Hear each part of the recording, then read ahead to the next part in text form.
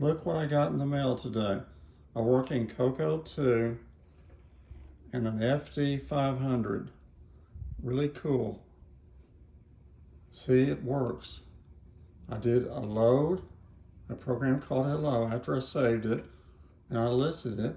It listed it, it was 10 print Hello. And then I ran it, it printed Hello. I did a directory, it came up with hello.base, the basic program, and then I printed memory. It's disk, extended color basic. Really cool.